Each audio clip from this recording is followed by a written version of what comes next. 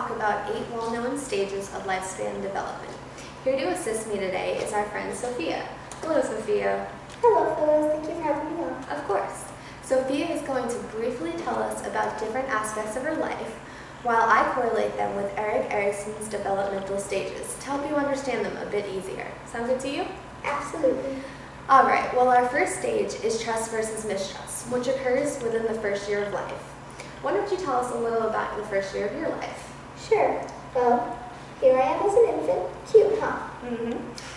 This here is my mother cuddling with me and rocking me to sleep.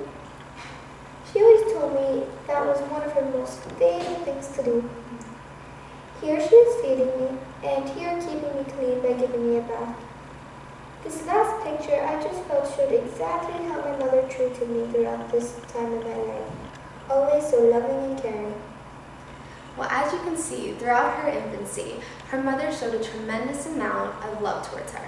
This kind of relationship between the caregiver and the child is what makes the difference between the development of trust and mistrust within an individual. As we saw, if an infant is well fed and show consistent care, warmth, and love, this stage will result in trust. On the other hand, if the child is consistently neglected, either being necessities or ignored or not being held or comforted, the result will be certainly mistrust. Now, our next stage occurs during late infancy and toddlerhood, about 1 to 3 years old, and develops either autonomy or shame and doubt.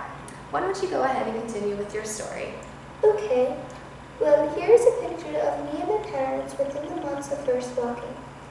Oh, here is my dear, wonderful brother showing me how to brush my teeth. This one was one of my mother's favorite pictures. She apparently couldn't care less that I was a nussy either.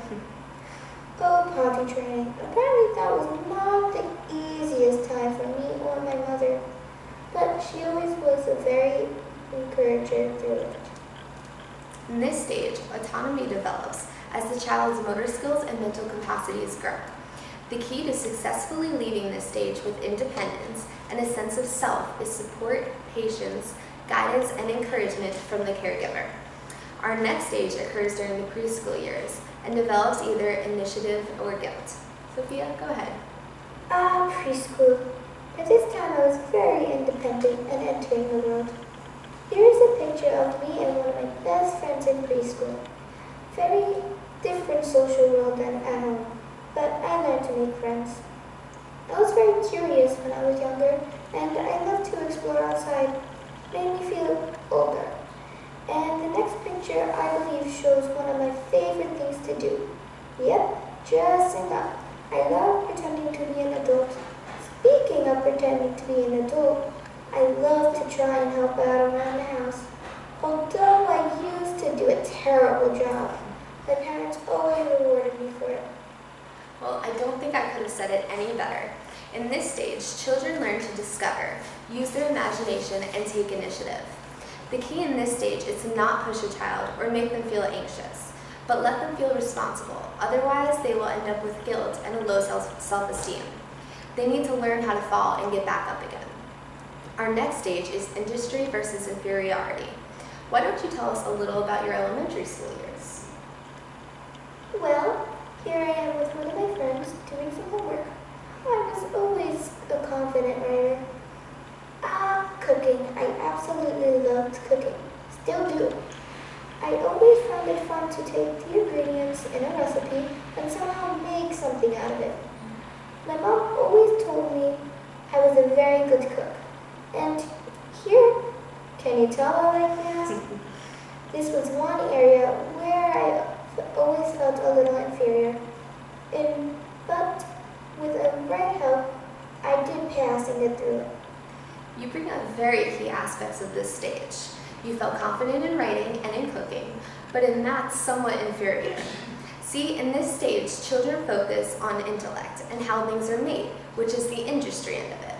But sometimes, either in the discouragement of parents or not being as good as other peers, a sense of inferiority can develop. With the right motivation and encouragement, children can leave the stage with a sense of industry and confidence. The next stage is one of the most important stages in lifespan development, identity versus identity confusion. Why don't you go and tell us about your adolescence? Oh, high school. So many memories. Well, I was definitely shy as I entered into these years until I discovered how much I loved being on stage, as in the next picture. I even thought I wanted to be an actress for a while. At some point I decided to try out cheerleading, even colored my hair. Towards the end of the high school, I started to consider exactly what I wanted to be. At one point, I joined the journalism club, which you can see in the next picture. I thought for a while I might want to be a journalist. Well, as you can see, throughout this progression in Sophia's life, this stage is all about finding your identity. People work on finding who they are and what they are going to do in this stage by trying on different roles, as we see in every teenager's life. If they fail to figure this out at the end of this stage, they enter into identity confusion and either withdraw or become immersed in crowds. If this stage is successful, teens will find themselves leaving with a new sense of self. Our sixth stage, intimacy versus isolation, occurs during young adulthood and focuses more on relationships than self. What a time of life. Graduating high school and getting out on your own. Many things happened during this time of my life, but I'll share some highlights. Here's a picture of me and my closest group of friends from college. Such good times. Here's one of my wedding pictures, one of my most cherished relationships. He was such a prince. And of course, I have to talk about my kids. What a bunch they are. Well, obviously this stage is very important in one's life. Erickson describes intimacy as finding oneself while losing oneself in another. Gaining meaningful, intimate relationships is essential for the rest of a person's life. The opposite can cause not only isolation, but harm the individual's personality. The next stage is generativity versus stagnation. This occurs during middle age. Go ahead and tell us about that time in your life. As my kids grew up, I decided to go back to work and teach again. I had such a desire to teach younger generations the things I learned that got me through life. Oh, how I love volunteering in different foundations. I just love knowing I can make a difference. And of course, my children. Graduating and living successful lives is very rewarding to me. I am very proud mother. And you have every right to be. See, in this stage of generativity and stagnation, a person focuses on leaving a legacy. They do this in a number of different ways, as we saw in Sophia's life, such as teaching or guiding or making a difference in the community. It's a way to achieve a kind of immortality. If individuals leave this stage feeling like they haven't done anything for the next generation, they will develop stagnation or self-absorption. Now, on to our eighth and final stage, integrity versus despair, which obviously happens during old age. Finally, to my time. Well, I spent a lot of my time reviewing my life and thinking about past memories. But as you can see here, I find I have great friends. And of course, my dear husband, who has been with me all these years. And my pride and joy, my grandkids. I look over my life and found myself very grateful and fulfilled. As you should. What you have said explains this stage so well.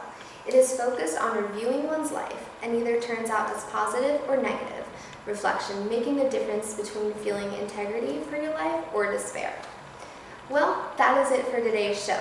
Thank you so much, Sophia, for your assistance in explaining these 8 stages of development. It was my pleasure, dear. And I will see you guys next time on another segment of Phillis and Friends.